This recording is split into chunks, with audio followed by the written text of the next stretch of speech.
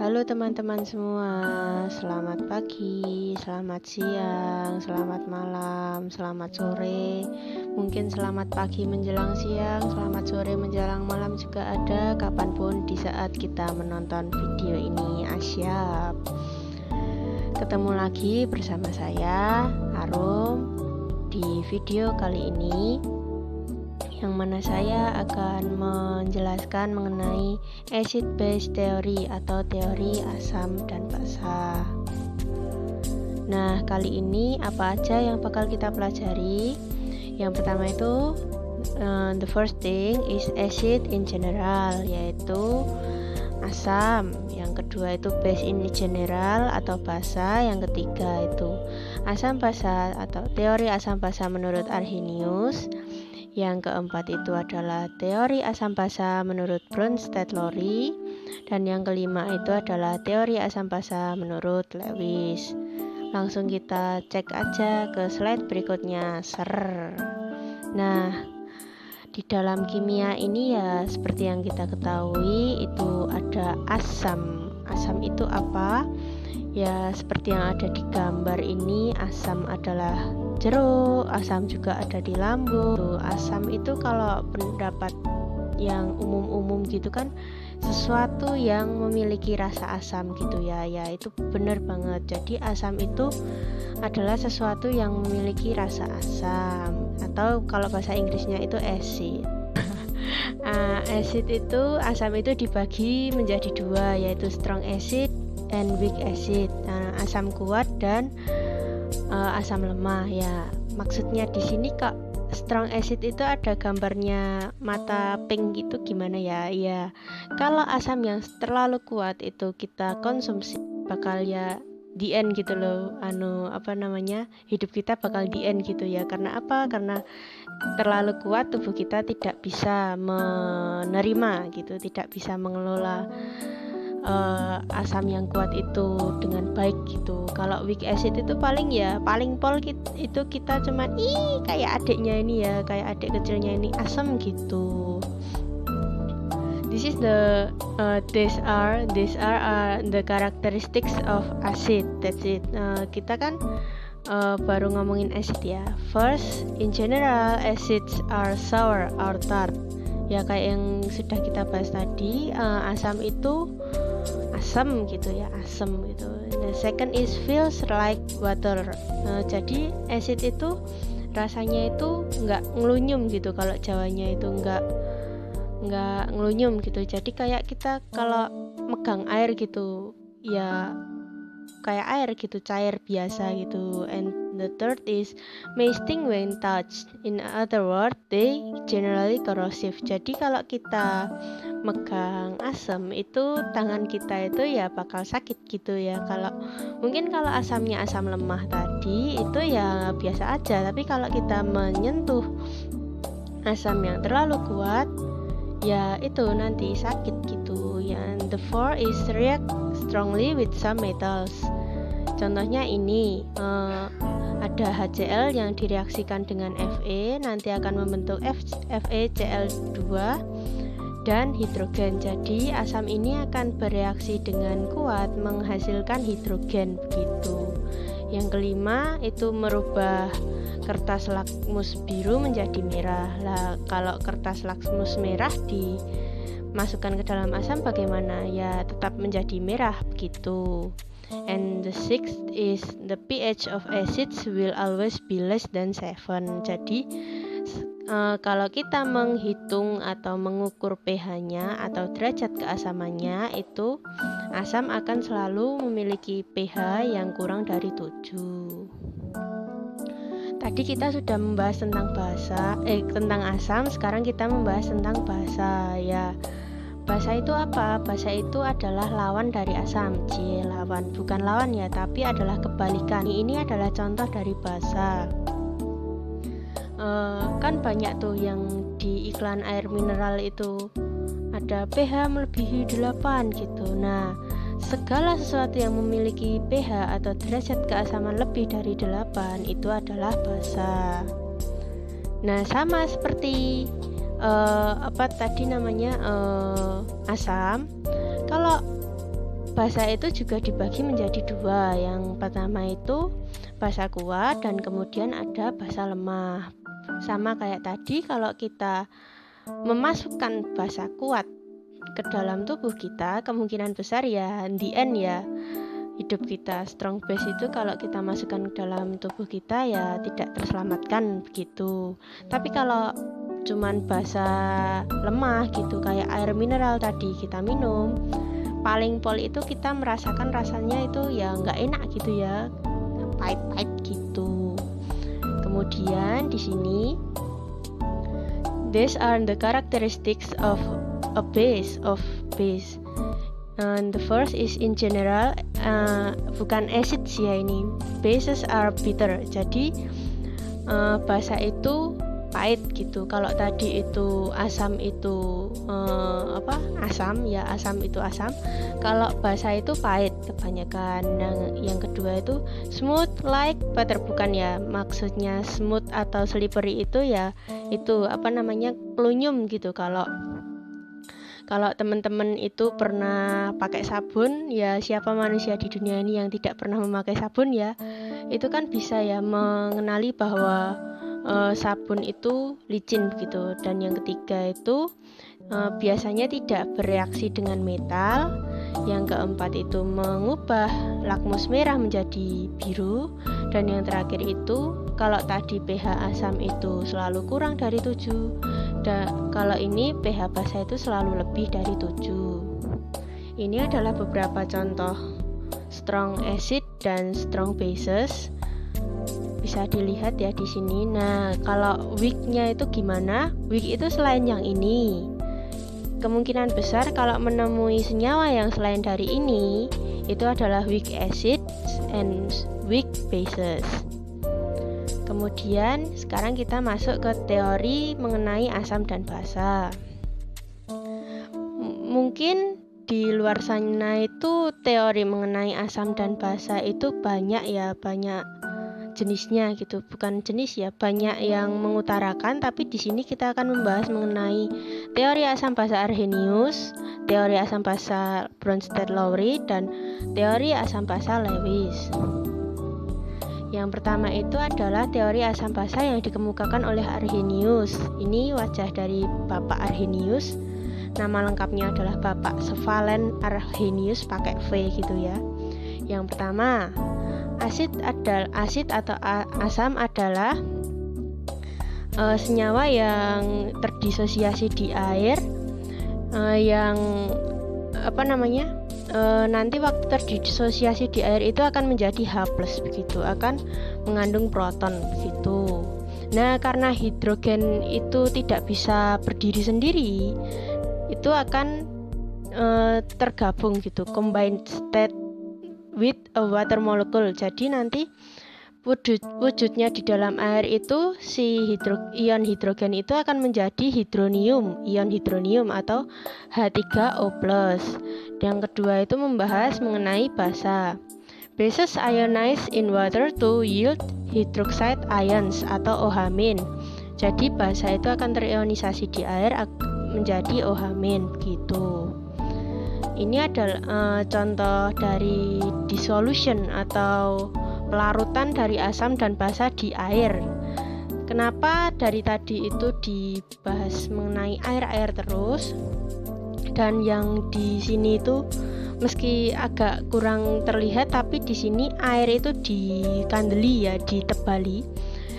Itu alasannya kenapa nanti akan kita bahas berikutnya. Ya, ini kita bahas mengenai pelarutannya dulu. Kalau di sini kan ada HCl ya, asam klorida itu waktu dilarutkan menjadi air itu dia akan menjadi H+ dan Cl-, karena tadi H+ itu tidak bisa berdiri sendiri, menjadi ion hidronium H3O+ ditambah Cl-. Dan kemudian untuk itu tadi contoh asam, dan ini ada contoh basa juga, NaOH yang ketika dilarutkan di dalam air menjadi ion Na+ beserta dan ion OH- atau hidroksida tadi, yang mengindikasikan bahwa dia adalah basa. Kemudian di sini adalah limitation atau kekurangan dari teori asam basa Arrhenius.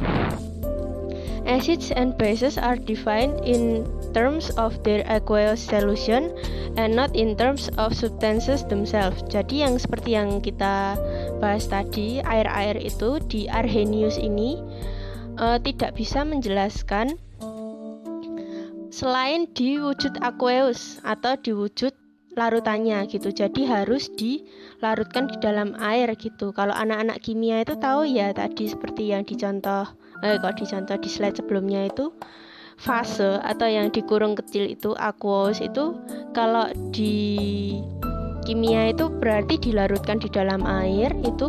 Nah, di Arrhenius itu harus begitu, harus dilarutkan di dalam air. Tidak bisa HCl sendiri berdiri sendiri sebagai cairan HCl gitu, tidak bisa, tapi harus sebagai larutan HCl.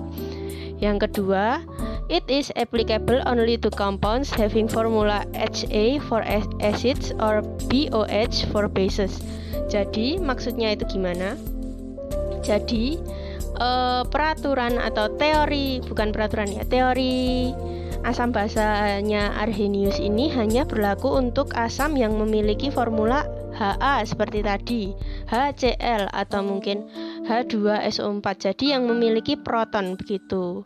Kalau untuk bahasanya itu BOH seperti tadi ya, NaOH atau LiOH begitu. Jadi yang harus memiliki OH. Thus the theory is unable to explain acidic properties of ini senyawa-senyawa di bawah ini yang tidak memiliki formulanya Ha. Juga similarly, the theory is unable to explain the basic properties of senyawa-senyawa ini as they cannot be represented by the formula BOH. Jadi basa asam dan basa yang tidak memiliki proton atau hidroksida tidak bisa dijelaskan. Kemudian kita beranjak ke teori selanjutnya, itu adalah teori menurut Bronsted-Lowry. Setahu saya waktu saya mempelajari ini, Bronsted-Lowry itu ajaib gitu ya, karena mengemukakan teori yang serupa tapi tidak pernah bertemu begitu, sepertinya begitu. Tapi kalau misalnya ada salah-salah dari pernyataan yang saya ucapkan ini tadi, bisa tuh dibenerin di komen. Oh, ternyata Bronsted dan Lowry itu pernah ketemu. Jadi ini Bapak yang di sebelah kiri ini adalah Bapak Johannes Nicholas Bronsted. Ini Bapak Bronsted, dan kemudian yang di sampingnya adalah Bapak Thomas Martin Lowry. Yang di kanan ini Bapak Lowry. Teori dari Bronsted-Lowry ini menyatakan any compound that can transfer a proton to any other compound is an acid, and the compound that accepts the proton is base. Jadi yang mentransferkan proton itu adalah asam, sementara yang menerima proton itu adalah basa. A proton is a nuclear particle with a unit positive electrical charge. It is represented by the symbol H+. Jadi proton itu seperti yang kita sudah ketahui, itu adalah unit yang memiliki charge atau muatan positif yang dilambangkan dengan simbol H+. Kemudian di sini itu membahas mengenai asam konjugasi dan basa konjugasi juga. Asam konjugasi itu terbentuk ketika proton ditambahkan ke dalam basa, dan basa konjugasi itu terbentuk ketika proton dikurangi atau dihilangkan dari asam. Ini adalah contoh reaksi dari teori asam basanya Bronsted-Lowry. Kita bahas salah satu. Ini adalah HCl yang ditambahkan dengan NH3, itu membentuk Cl- dan NH4+. Di sini yang bertindak sebagai asam adalah HCl. Kenapa? Karena nanti HCl itu akan mendonorkan hanya ke NH3 ini, yang mana NH3 ini bertindak sebagai basa Bronsted-Lowry. Kemudian sewaktu protonnya atau H-nya itu dihilangkan, Cl- itu akan berubah menjadi basa konjugasi, dan sewaktu hanya ditambahkan ke dalam NH3, NH4 itu akan menjadi asam konjugasi. Gitu. Di sini karena tadi kita membahas tentang kekurangan dari teorinya Arrhenius, di sini kita juga akan membahas mengenai kekurangan dari teori Bronsted-Lowry. Seperti Arrhenius tadi, Bronsted-Lowry itu tidak bisa menjelaskan yang tidak HA gitu, tidak tidak proton gitu, meski ada beberapa yang memang bisa dijelaskan seperti NH3 ini tadi, yaitu basa yang tidak memiliki OH, tapi tetap saja tidak bisa menjelaskan mengenai acidic oxide, jadi oksida asam seperti SO3, CO2 dan SO2 dan juga banyak lagi, dan oksida basa seperti CaO, BaO, MgO dan lain-lain.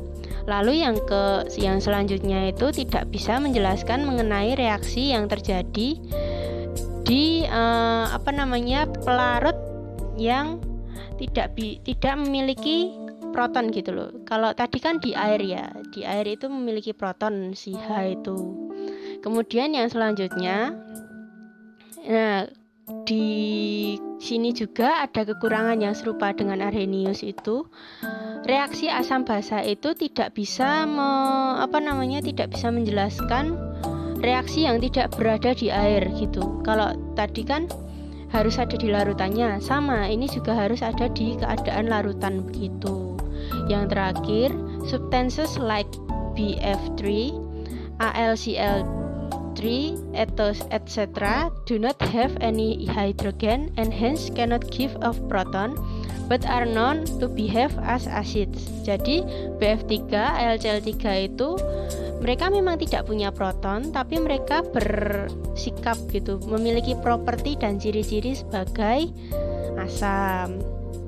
Nah, yang teori terakhir itu adalah teori dari Lewis. Ini adalah gambarnya, yaitu Bapak Gilbert Newton Lewis gitu.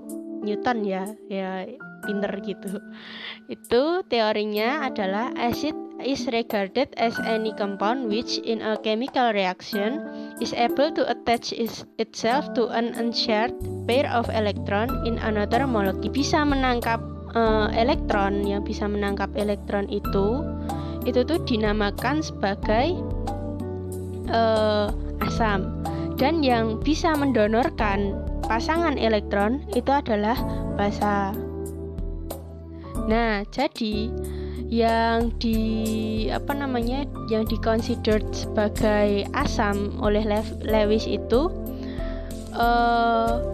bahkan yang tidak memiliki ion hidrogen dan proton itu, yang penting itu mampu berpasangan dengan suatu pasangan elektron, itu adalah asam. Jadi tidak perlu ada H+ untuk bisa menjadi asam gitu ya. Dan yang kedua, Lewis bases include ammonia and its organic derivatives, the oxides of the alkali and alkaline earth metals, and most atoms and molecules with negative electrical charge or anions. Jadi kalau tadi itu basa itu kan kebanyakan itu harus memiliki OH-, sama seperti penjelasan asam tadi. Meskipun tidak memiliki OH-, basa di sini itu seperti amonia dan organik, turunan organik lainnya gitu, teman-teman organik lainnya juga ada oksida alkali dan alkaline earth metals, itu bisa dianggap sebagai basa dalam teori asam basa menurut Lewis ini. Ini adalah contoh dari reaksi asam basa Lewis di mana terjadi donor pasangan elektron dari basa ke asam. Nah, kalau tadi itu kita membahas limitation aja dari Bronsted-Lowry dan juga Arrhenius. Di sini kita bakal membahas kelebihan dari teori asam basa menurut Lewis. Jadi kalau tadi kan CO2, BF3 dan AlCl3 itu kenapa kok asam, itu kan kedua teori yang sebelumnya tidak bisa menjelaskan. Di sini hal itu bisa dijelaskan. Kemudian teori ini juga bisa menjelaskan mengenai reaksi-reaksi asam basa yang mana proton atau H+ itu tidak ada di dalamnya gitu. Teori ini bisa menjelaskan. Kemudian yang ketiga, ini juga bisa menjelaskan mengenai kenapa kok ada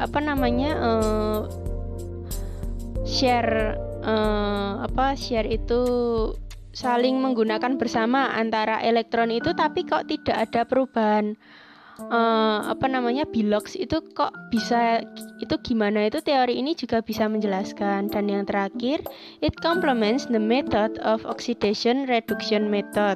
Jadi teori ini itu selaras gitu loh dengan metode oksidasi dan reduksi itu, redox gitu ya. Teori redox itu selaras dengan itu.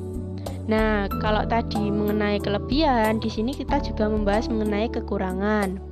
Kekurangannya itu ini tidak bisa menjelaskan kenapa kok reaksinya itu berjalan dengan cepat itu loh, meskipun yang terbentuk itu adalah kovalen koordinasi gitu. Yang kedua itu kan ada ya, kalau di HCl dan NaOH itu terbentuk ikatan ion gitu ya. Nanti kan terbentuk NaCl. Nah, kalau di sini itu kan tadi yang dijelaskan itu mengenai ikatan koordinasi, kovalen koordinasi saja. Padahal ikatan ionik itu juga dilibatkan itu di sini. Dan yang terakhir itu, meskipun tidak ditulis di sini, teori dari Lewis ini tidak bisa menjelaskan mengenai kekuatan dari asam basa. Kan yang di awal tadi kita udah menjelaskan ya, kalau ada asam kuat, asam lemah, basa kuat, basa lemah. Nah, teori Lewis ini gagal menjelaskan hal tersebut. Terima kasih atas perhatiannya. Semoga materi ini bisa bermanfaat. Maaf kalau tadi ada kesandung atau kesalahan dalam penjelasan. Bisa langsung saja di komen, diluruskan lagi mengenai kesalahan-kesalahan yang ada. Jangan lupa like, subscribe, dan komen comen-comen gitu, biar juga jadi comel-comel. Semoga hari Anda menyenangkan. Selamat pagi, siang, sore, maupun malam di manapun Anda menonton. Sampai berjumpa kembali. Dadah.